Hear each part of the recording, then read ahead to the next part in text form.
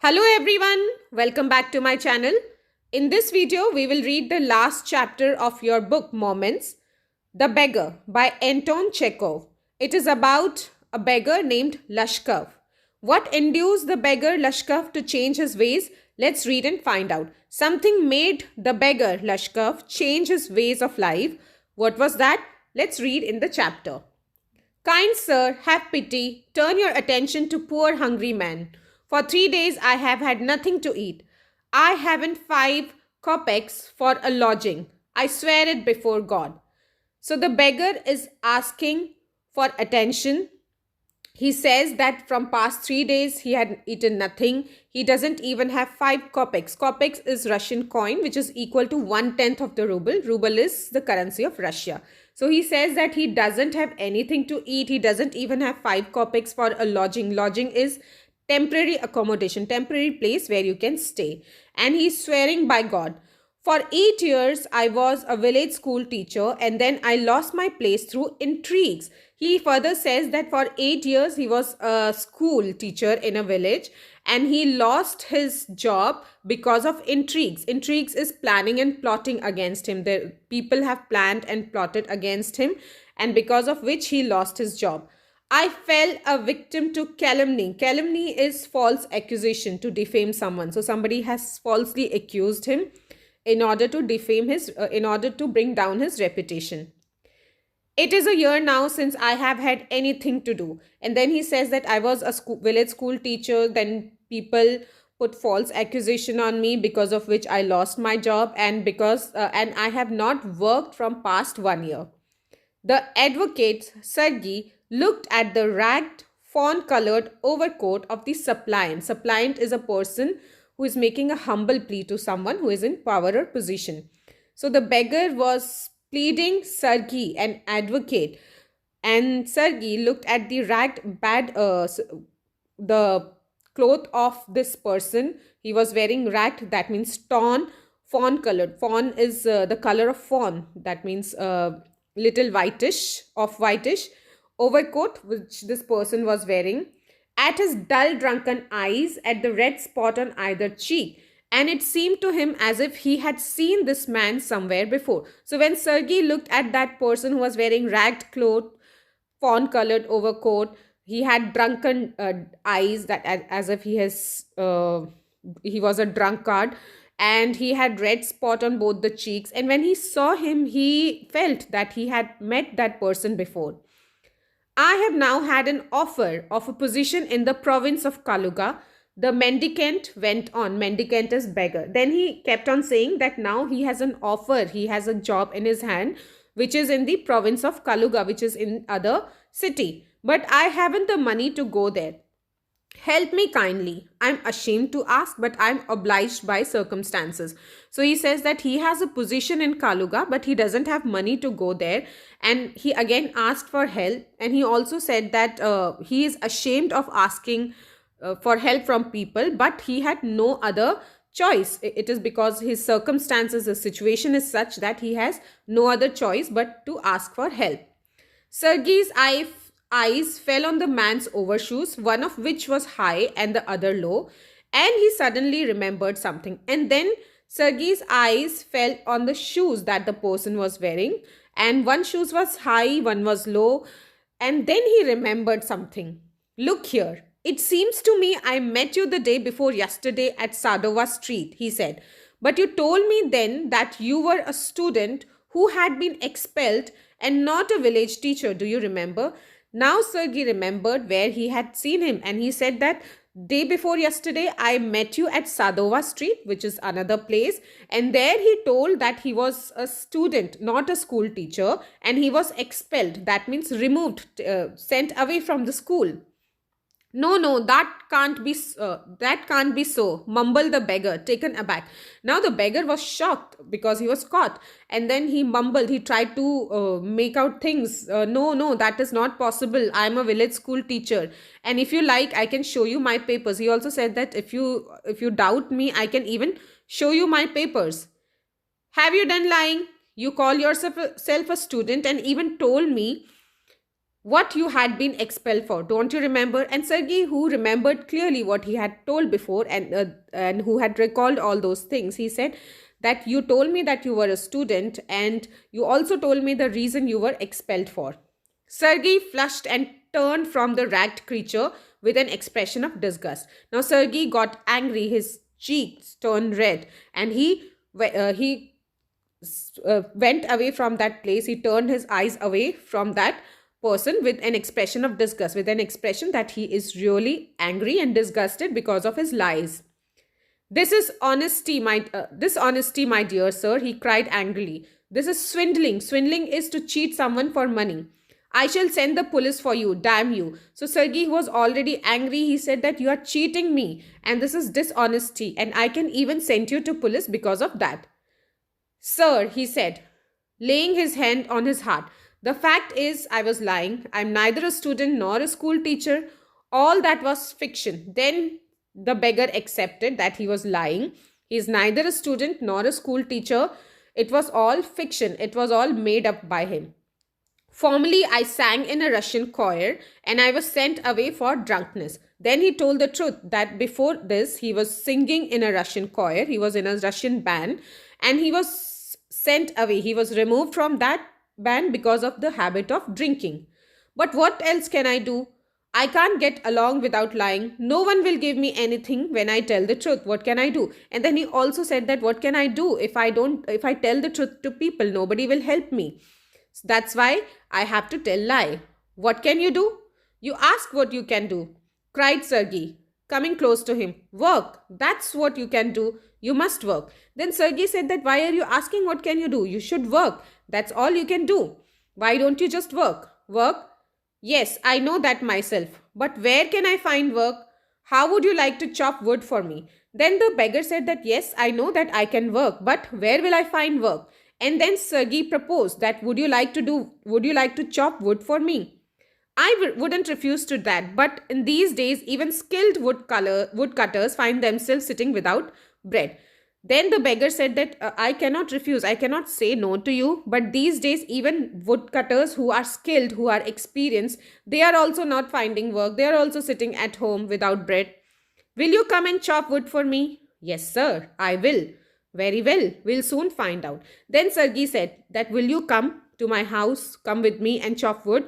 And the beggar said, yes, sir. He had no choice. He had to say, yes, sir. And then Sergei said, very well, then we'll find out. And Sergei hastened along, rubbing his hands. He called his cook out of the kitchen. So Sergei hastened. That means he quickly went to his house, rubbing his hand, the beggar following him. And then he called his cook from the kitchen. Here, Olga, he said, take this gentleman into the woodshed and let him chop wood.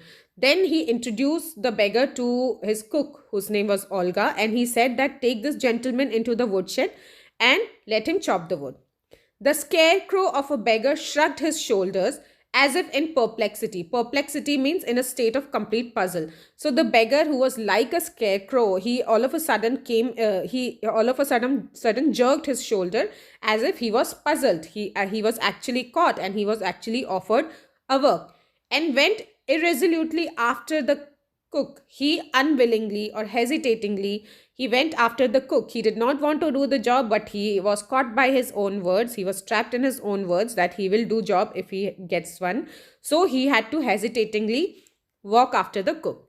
It was obvious from his gait is way of walking, that he had not consented to go and chop wood because he was hungry and wanted work, but simply from pride and shame and because he had been trapped by his own words. So from the way he was walking, it was clear that he has not agreed to go to chop the wood because he was hungry or he wanted work. It was not that.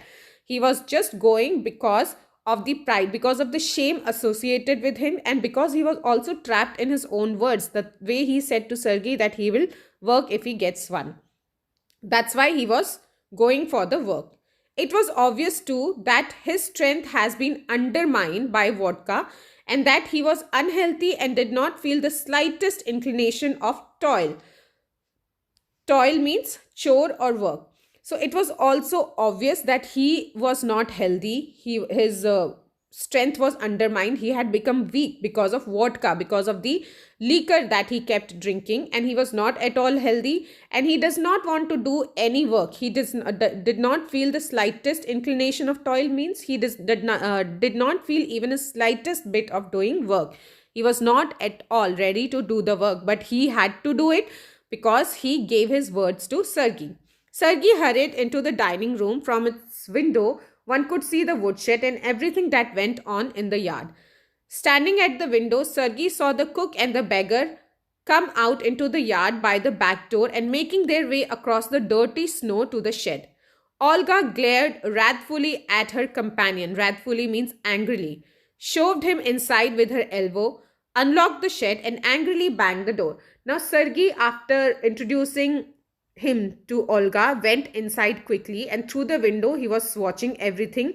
His yard was visible, and from the window he could see that the cook and the beggar, they came to the yard, and Olga was not very happy with this man. She was kind of angry. She was pushing him with her elbow, and then she unlocked the shed and she angrily banged the door. She was so angry that she even banged the door. Now he saw the pseudo teacher seat himself on a log and become lost in thoughts with his red cheeks resting on his fist. So then Sergei saw the so-called teacher. He was sitting on the log and he was thinking. He was lost in his thoughts with his red cheek on his resting in his fist. That means he was not willing to work. He was not even healthy to work. He was just sitting there thinking. And the woman, she was already angry. She threw the eggs on his feet. She spat in anger, and then, judging from the expression of her lips, Sergei can see that she was scolding the beggar. The beggar irresolutely pulled a billet of wood towards him. Billet is a thick piece of wood towards him. He unwillingly pulled a thick piece of wood towards him, and he put it between his feet, and he tapped it feebly with the axe. With the axe, he blew the billet, and the billet wavered and fell down. Nothing happened to the billet. It did not cut into pieces. It just wavered. That means shaked for a little, and it fell down.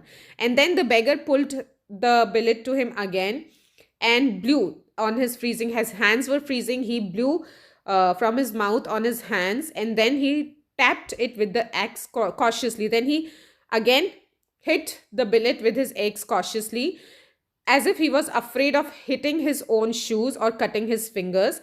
The stick of wood again fell in the ground. Again, it was not cut into pieces, it fell in the ground, which shows that the beggar was not strong enough to cut the wood. Now, Sergei's anger had vanished. It was gone. Sergei's anger was gone. In fact, he was feeling guilty and ashamed of himself for having to make this spoiled, drunken, and even sick man to work at this menial labor. Menial labor means work that does not require skill, a low kind of work in the cold. So he was feeling ashamed that he made this spoiled, drunken, and even sick man do such small kind of work. An hour later, Olga came and she announced that the wood has been chopped. Then Sergei said good and told Olga to give him half a ruble. And he also said that if he wants, he can come back and cut the wood on every first day of the month. And he said that we will find work for him. And from that time onwards, on the first of every month, this waif means a homeless person, he made his appearance. He started coming to earn half a ruble. Although he could barely stand on his leg, he was very weak, he could barely stand on his leg, but still he would come, and work was found for him every time he came.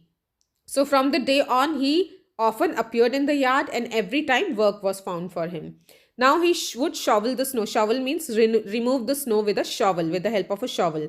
And then he would put woodshed in the order. He would beat the dust out of the rugs. That means remove the dust from the rugs or the mattresses. And every time he received from 20 to 40 kopecks. And once he even received a pair of old trousers. So work was found for him every time he came there.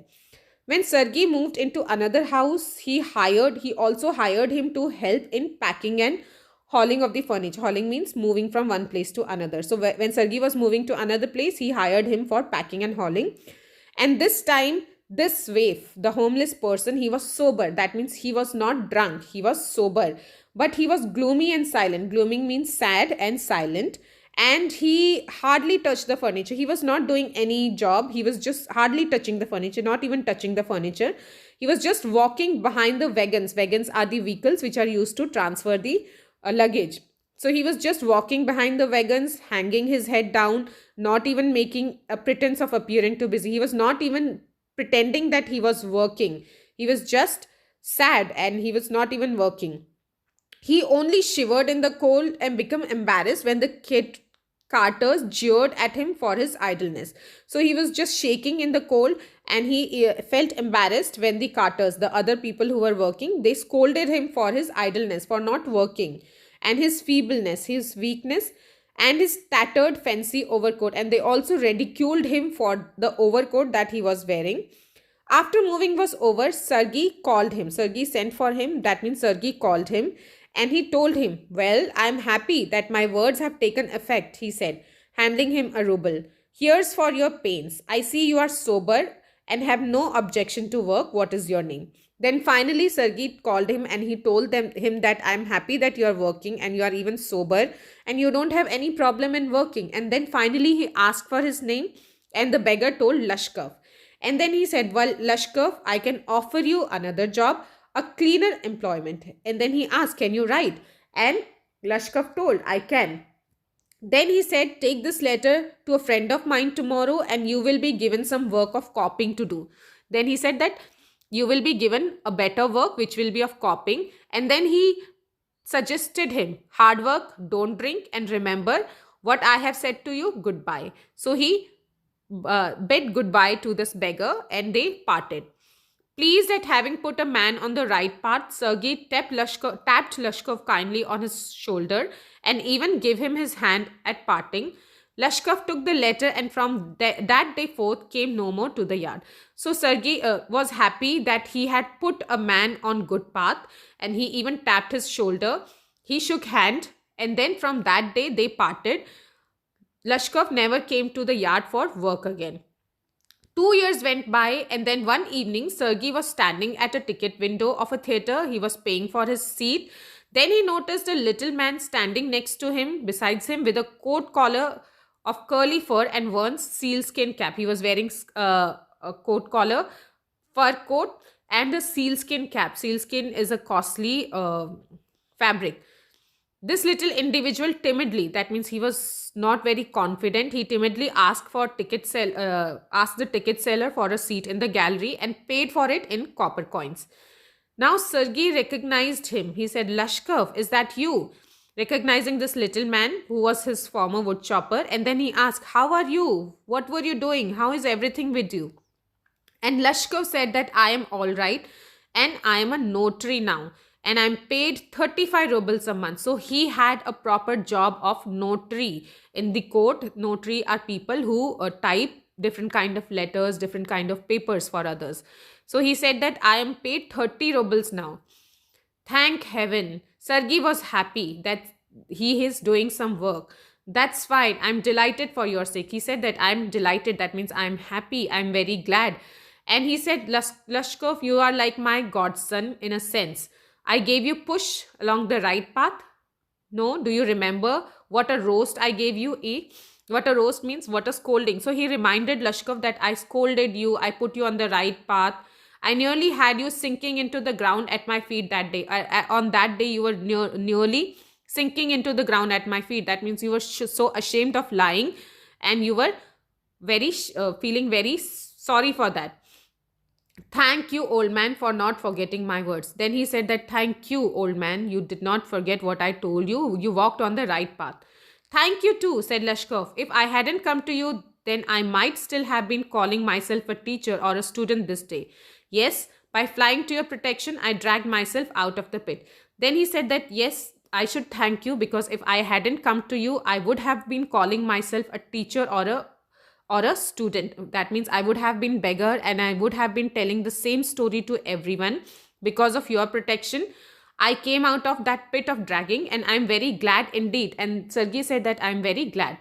Then Lashkov said, "Thank you for your kind words and deeds and I'm very grateful to you and your cook. God bless the good and noble woman." Then he mentioned the cook and he said that God bless that noble woman. You spoke finely then, and I shall be indebted to you to my dying days. But strictly speaking, it was your cook Olga who saved me. He said that you helped me, and I would always be indebted. That means grateful to you, but for what you did. But frankly speaking, it was your cook Olga who actually helped me and saved me. How is that? Now Lashkov was shocked and he was surprised. He said, how is that? When I used to come to your house to chop wood, she used to begin, oh, you sot. Sot means a habitual drunkard. Oh, you miserable creature. There is nothing for you but ruin. And then she would sit down opposite me and grow sad, look into my face and weep. Oh, you unlucky man. There is no pleasure for you in this world, and there will be none in the world to come. You drunkard, you will burn in hell. Oh, you unhappy one. And so she would carry on, in that strain. I can't tell you how much misery she suffered, how many tears she shed for my sake.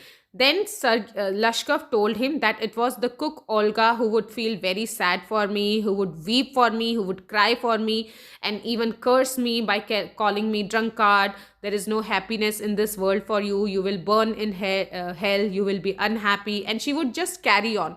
And in doing so, she would also suffer a lot of misery, a lot of sadness because of me, and she would shed tears for my sake. But the chief thing was, she used to chop the wood for me. But the chief, above all, what did she do? She chopped wood for Lashkov, because as we saw that Lashkov was not strong enough, he was not healthy enough. So it was Olga who chopped wood for him. Do you know, sir, that I did not chop one single stick of wood for you? She did it all. Why this saved me, why I changed, why I stopped drinking at the sight of her, I cannot explain. So it was Olga who chopped all the wood. Lashkov did not even chop a single wood. And then Lashkov says that why this all changed me, why I stopped drinking after seeing her, I cannot explain this. I only know that owing to her words and noble deeds, a change took place in my heart. She set me right, and I shall never forget it. However, it is time to go now. There goes the bell. Lashkov bowed and departed to the gallery. And then he says that I owe to her because of her words and her noble works for me. There was a change in my heart, and she set me on the right path. It was Olga who set me on the right path, which I will never forget. I will always remember. And then he said that it was time to go, and the bell rang, and they both parted. They went towards their gallery.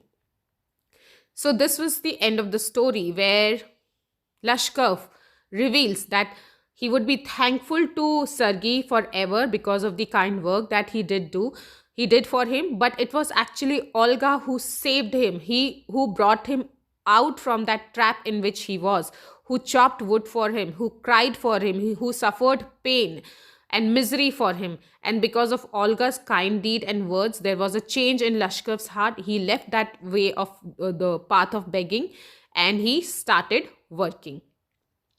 So this was about the chapter, The Beggar.